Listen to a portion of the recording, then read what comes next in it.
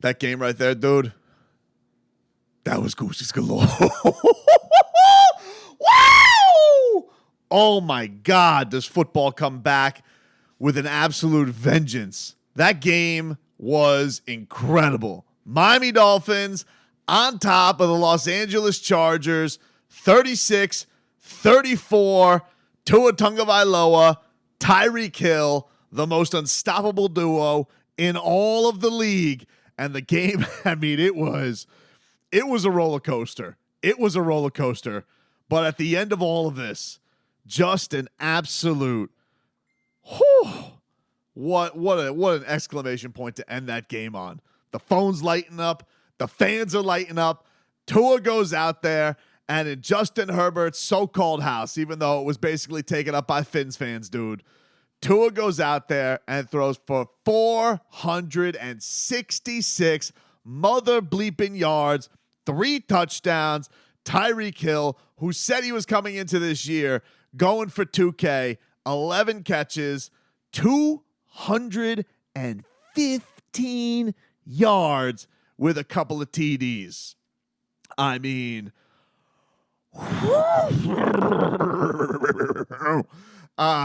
it was a range of emotions these last few minutes because the Dolphins go into this and you're talking about a situation where you get this incredible comeback, you get the lead, you go up 36-37, and then old Fat Cat Sanders tries to ruin your Sunday with us missing the extra point.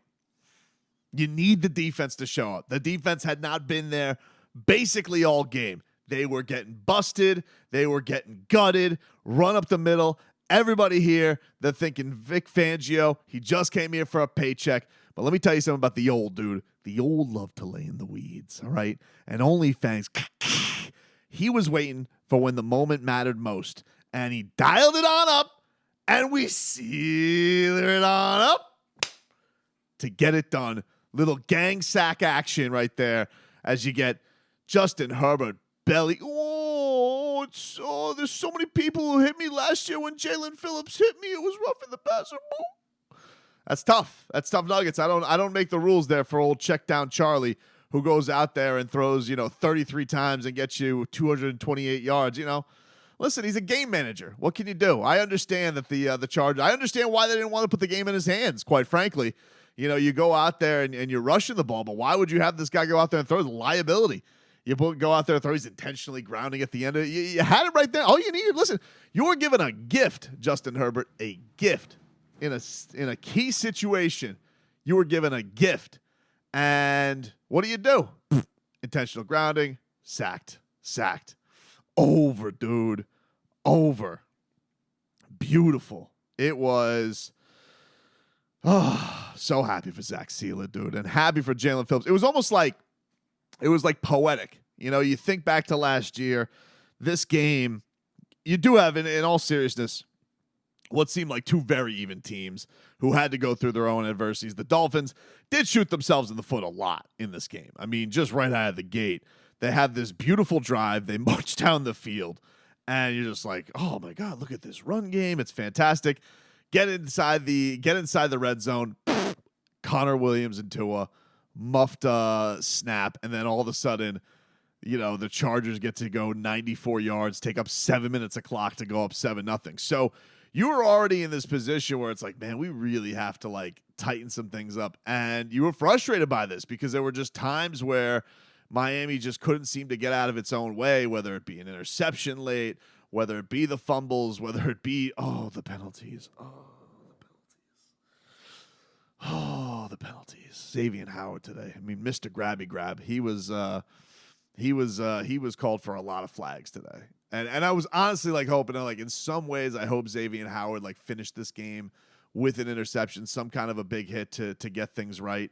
But look, I'll take a couple of sacks from old Fangs, knowing the time when it was to get after it. And you knew all the storylines coming into this between Brandon Staley, having some tutelage from Fangs, and really was a game where they weren't dialing up. The Dolphins were trying to kind of just rush with their own 4 guys, and it was frustrating because Austin Eckler was absolutely killing them. Then Joshua Kelly got involved in the action, and really was just like you had all these elongated drives from the Chargers that you just it was feeling eerie to last year in that, you know, they were using the run game rather than that short passing game to kind of keep these drives going. But the difference was the offense couldn't be stopped on their side of things. The Dolphins' offense was an absolute menace for them, and mainly it was the Tua to Tyreek Hill show. And these guys, I was talking about this today on Game Day Uncensored with the boys, and we were talking with Omar and Alejandro. We did 3 things that the Dolphins need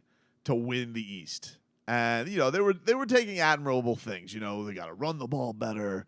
We got to, of course, have, you know, my big thing that I wanted out of anything, this was the huge thing, is I want the Dolphins to continue to soup up their identity. And what I mean by that in Tobin terms is keep giving the ball to Tyreek Hill and Jalen Waddle.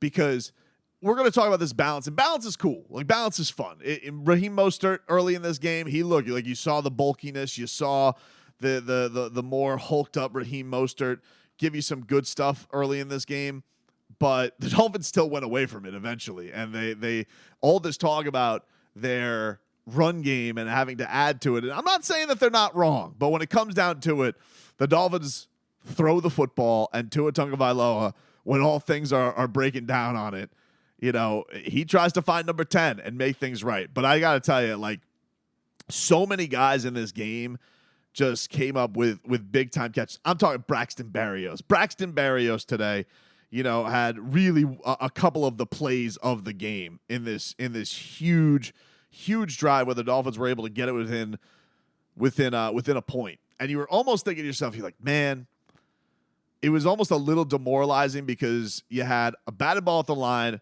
2 of them bobbles the snap, nearly loses it. I nearly lost it. And then Tua rolls out as those pockets break it down, and he finds Braxton Berrios for just an onions play for Honey Nut Berrios. He gets it done.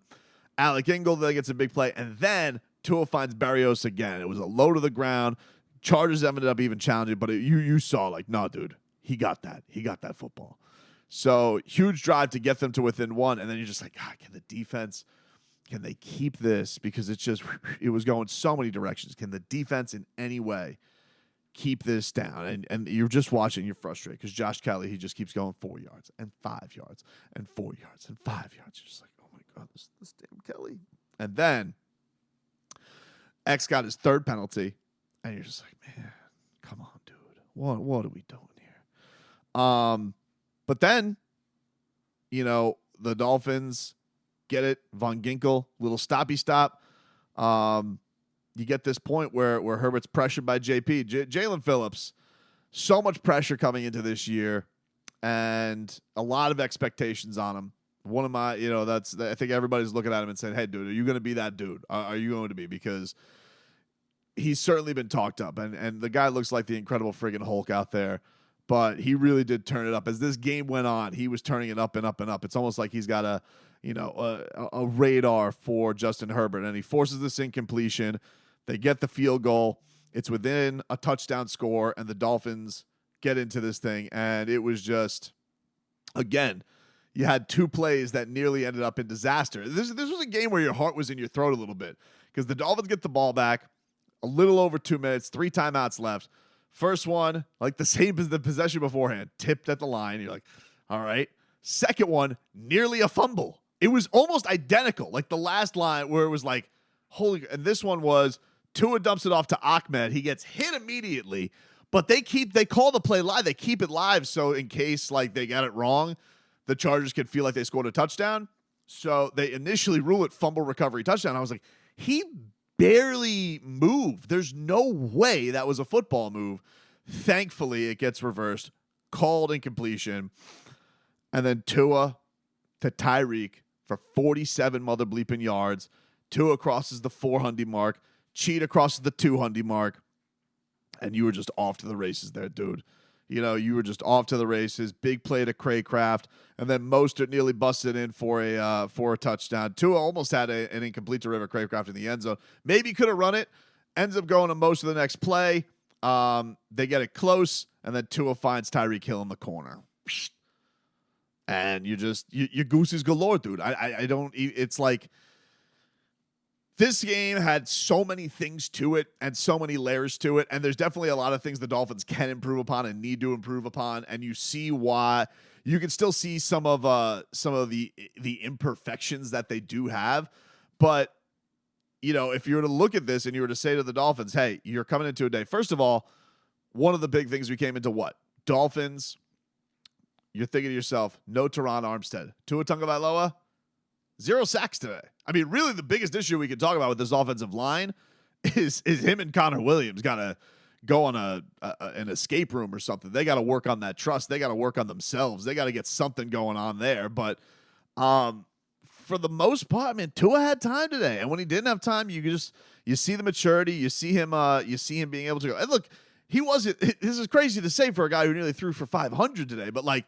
There were definitely some throws with Tua, especially I think in the first half today, where you were like kind of because they were getting thrown up, and there was a lot of batting down by the Chargers. So it felt in some ways like Tua still needed to get into his rhythm. But you got to think about this, man. Tua Tagovailoa has not played football basically since Christmas Eve, real football of last year, and one of the things it's great to talk about the idea that he is healthy again. That's great.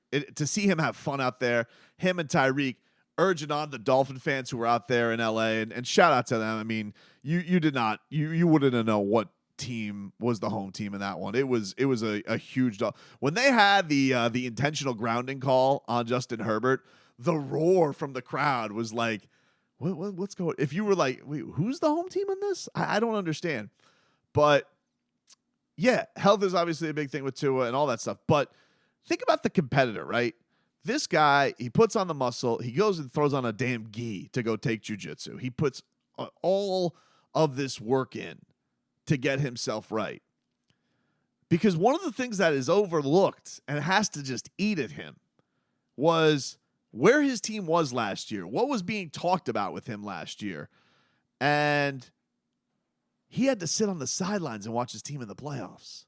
I know that seems like small potatoes. I know that seems like nothing compared to, hey, his career is going to continue. Hey, his health has head up. I get all that. But let's just think about this from the competitor standpoint. The guy who snapped on Ryan Clark and told him to keep his name out of your mouth after saying that he didn't work hard in the offseason. Think about this guy having to watch his team struggle on the road against Buffalo, thinking to himself, I could make the difference there. I could have made this easier. I could have given us a chance. And you have to wait all that out. And so, yeah, I think that you definitely had a Tua that was trying to make things happen and maybe threw a few dicey throws that maybe you shouldn't have. But, like, look how many he made that turned into just pure excellence today. And the guy, look, you always are going to talk about Tua and Justin Herbert. They're linked at the hip. I don't care what they say about it. I don't care what PC things they say about this. This quarterback is always going to be graded to this quarterback because the Dolphins were a pick away from taking Justin Herbert, and he just signed the second biggest contract of all quarterbacks, right? And in his draft class, Tua seeing all of his QBs get paid. And we're talking about fifth-year option, should have a fifth-year option. What a ridiculous debate after you watch this guy, because the one thing that is undeniable with this quarterback is he's good. I mean, yeah, there's durability. You worry about the head health. You worry about, hey, he's got a lot of injuries. He's overcome some real obstacles, mental, physical. But the one thing you cannot debate at all is Tua Tagovailoa is good at football. Great at football. And him versus Tyreek Hill is the most fun Dolphin fans have had in 20-plus years since Ricky Williams was dominating the league. You haven't had offensive prowess like this and feeling like we have the best thing in the league. That's how you felt like when you had Ricky at his peak. And obviously going back to like Marino and the Marx Brothers, like that's way, way back. But I'm talking like for the Dolphin fans who are in their 30s, they're pining, they're craving all of this stuff, and they're getting it. And what a win, what a thriller this one was. What a back and forth affair that you had from these guys. And I mean, the Chargers they weren't without their own dumb stuff, man. I mean, they really weren't. They had some weird stuff going on as well. Like there was this play. First of all, Mike McDaniel, Wheelbarrow Mike is back. Okay. Because for him, we're looking at, he's like, you know what? The Dolphins were down 14-10. And on a 4th and 7,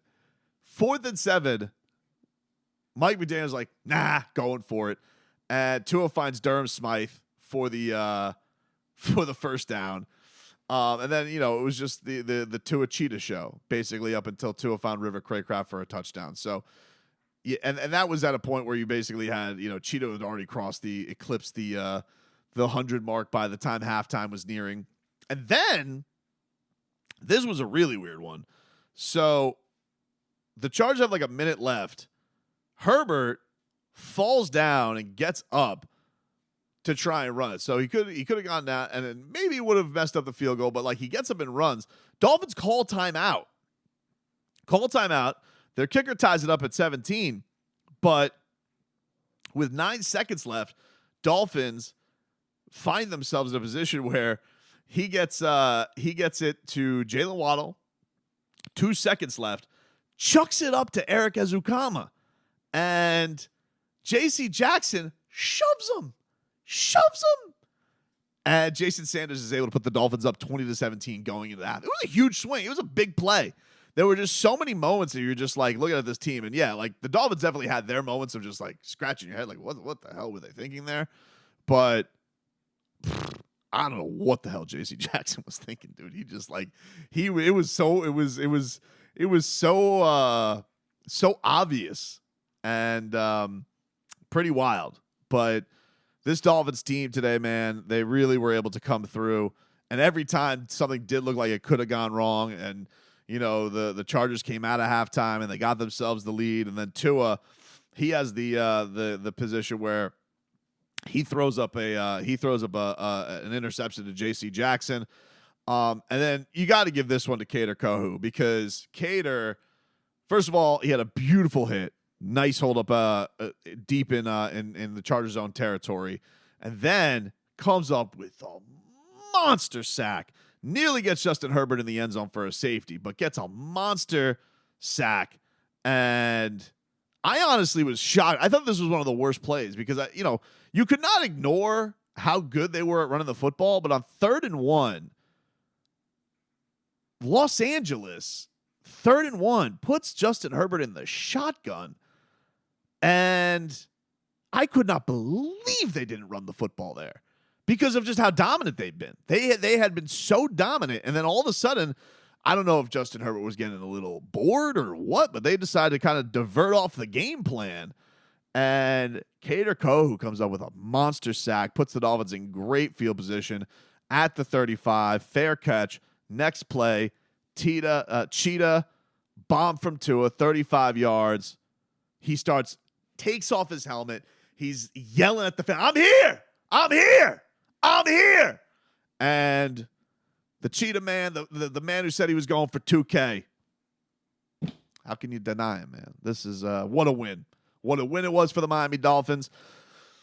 I don't know what they're saying. I'm doing this kind of after, in the midst of everybody talking, just kind of insto reaction. But missed this, man. What a football weekend it was down here in Miami.